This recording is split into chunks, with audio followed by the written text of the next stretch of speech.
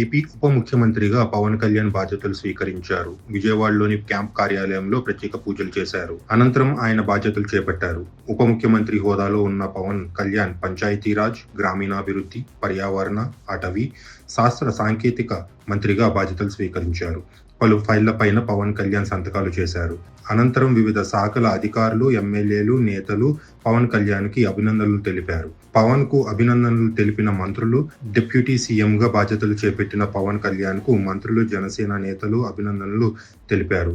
మంత్రులు Nadendla Manohar, Kandula Durgesh, MP Tangella Uday Srinivas, MLA Vamsikrishna, Srinivas Yadav, TDP మాజీ MLA Varma తదితరులు ఉన్నారు. డిప్యూటీ సీఎంగా 2 ఫైళ్ల మీద సంతకాలు చేశారు.